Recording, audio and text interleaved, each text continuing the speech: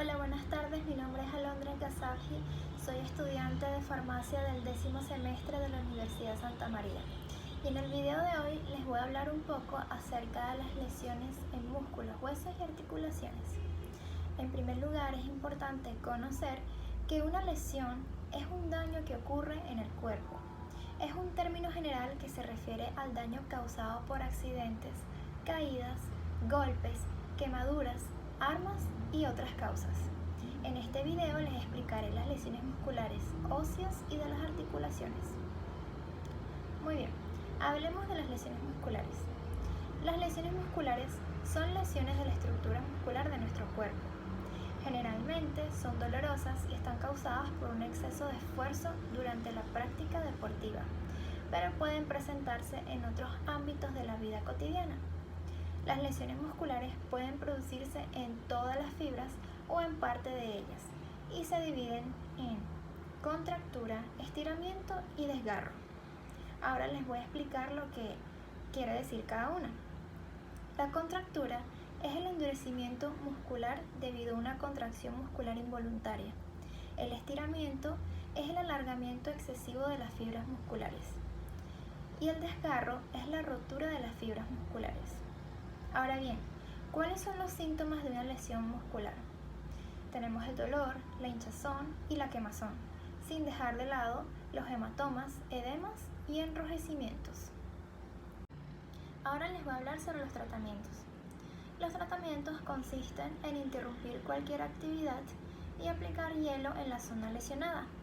Luego se debe acudir a un médico para una buena impresión diagnóstica que descarte cualquier patología muscular.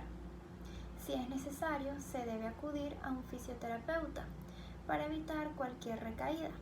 Es importante destacar que la recuperación va a depender del grado de lesión y generalmente oscila entre 20 días a 3 meses.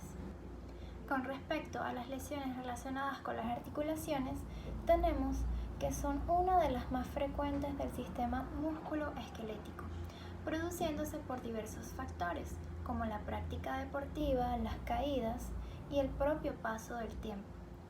Para tener claro que estamos ante una lesión de una articulación, debemos tener en cuenta que las articulaciones son las uniones entre dos o más huesos, como lo son la rodilla, el codo, la cadera, la muñeca y falanges de los dedos.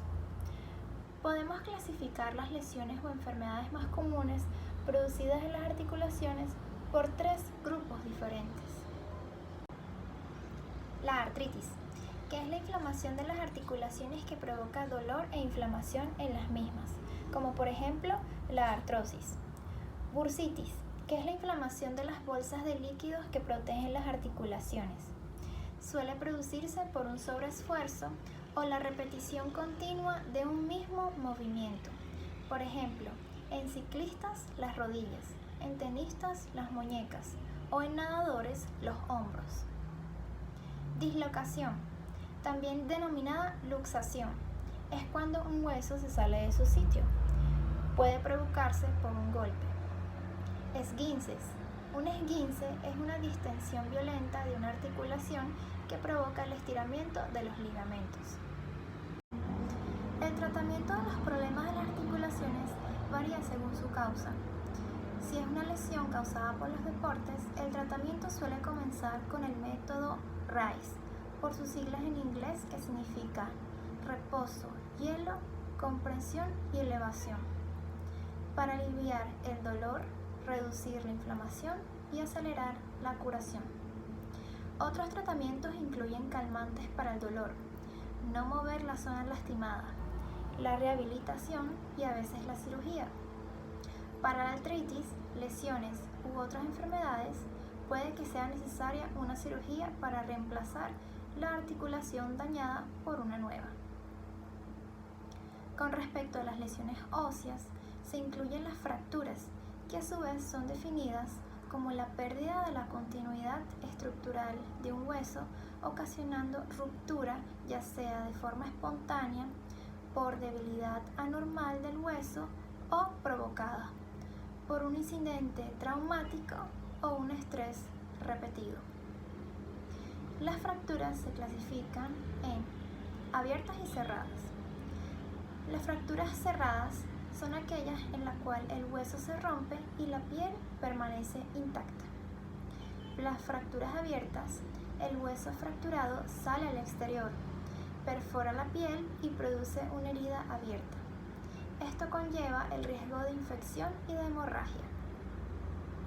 Las fracturas, además, pueden ser de varios tipos, como por ejemplo la fisura, que es una fractura leve con rotura parcial del hueso, sin que los bordes se separen totalmente. También se le llama fractura incompleta. La fractura en tallo verde ocurre en niños. Como el hueso no está tan calcificado, cede solo en forma parcial, rompiéndose apenas la corteza del hueso. ¿Cuáles son las causas? Los golpes fuertes, una caída, contracciones musculares violentas, a veces un movimiento de torsión, contracción violenta de un músculo, aplastamiento, impacto de un proyectil, entre otros. Estas lesiones solamente pueden poner la vida en peligro si van acompañadas de hemorragia arterial o si comprometen el sistema nervioso, produciendo parálisis como las fracturas de la columna vertebral. Hablemos de los síntomas y signos. En primer lugar, se experimenta un intenso dolor local que aumenta con la movilización y la palpación. Incapacidad para realizar movimientos normales con el miembro fracturado. Hematomas y deformidad evidente sobre el foco de fractura.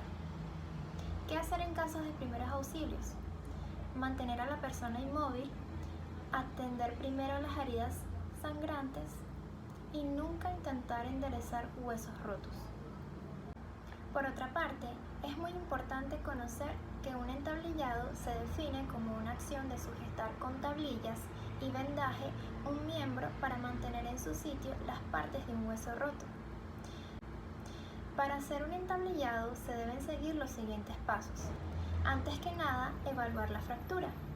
En caso de que la fractura perfore la piel o haya sangrado, no se debería llevar a cabo el entablillado. Buscar el material para poder hacerlo: palos, suéteres, toallas, sábanas, vendas, hilo, entre otros. Presionar el entablillado con cuidado alrededor de la fractura. Atar el entablillado en su lugar. Colocar un amarre arriba y abajo de la fractura, nunca sobre ella. Apretar lentamente hasta que quede bien agarrado.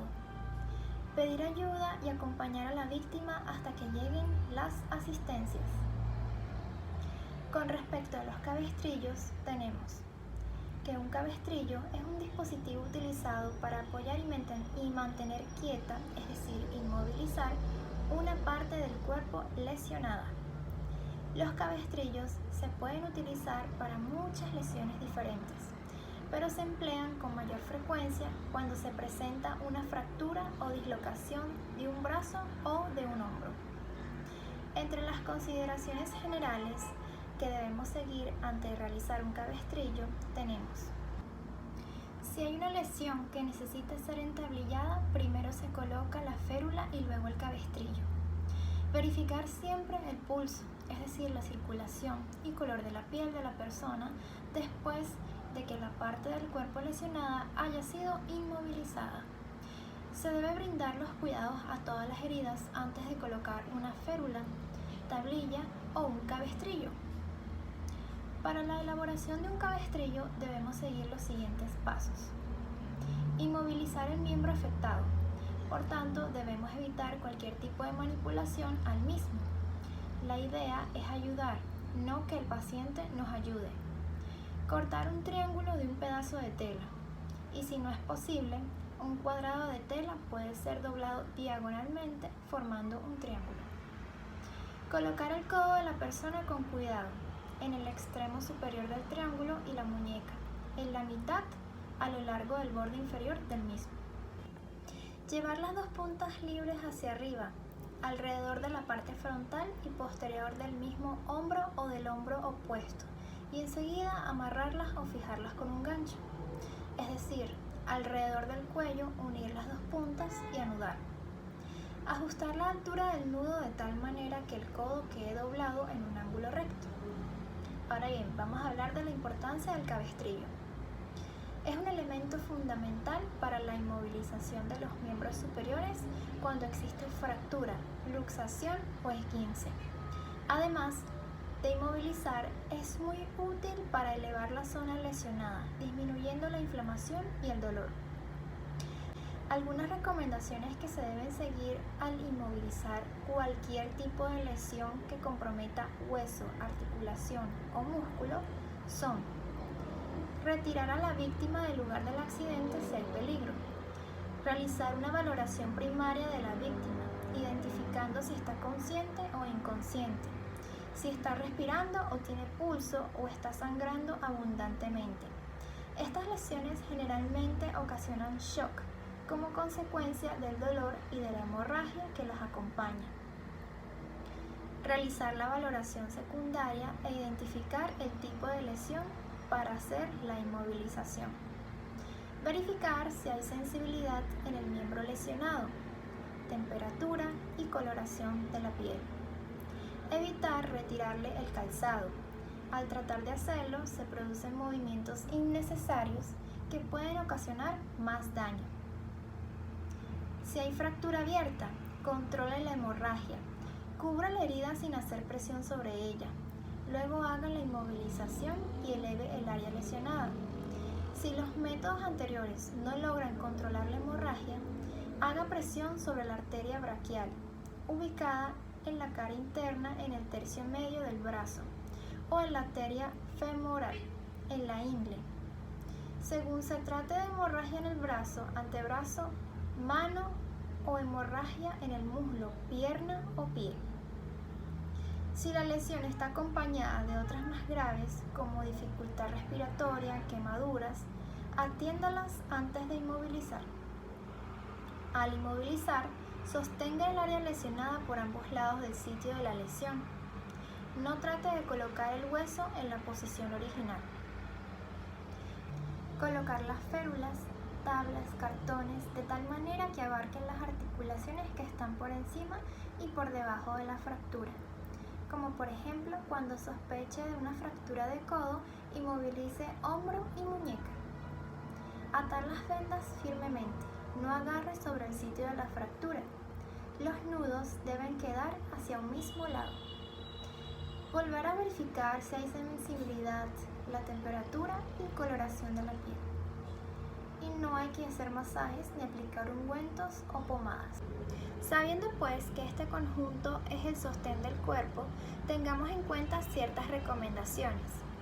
A la hora de hacer deporte es importante estirar suavemente los músculos implicados antes y después del ejercicio. Consumir alimentos ricos en magnesio, fósforo y calcio. También el hierro y proteínas que puedes encontrar en productos cárnicos como el cerdo, pollo o el pavo.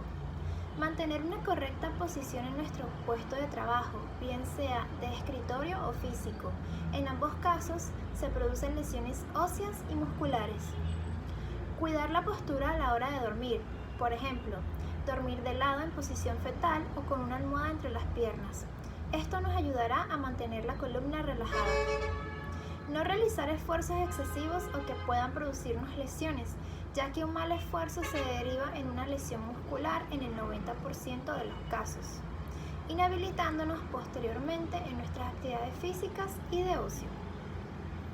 Revisiones médicas cada cierto tiempo, principalmente en personas mayores, ya que el debilitamiento de los huesos puede deberse a la aparición de la osteoporosis, lo que puede ocasionar lesiones que podemos prevenir con un tratamiento y seguimiento adecuado. Bajo prescripción médica se recomienda un examen de densidad ósea, que es la que nos controla el estado de los huesos. Espero que esta información les haya sido útil. Muchísimas gracias por su atención y hasta la próxima.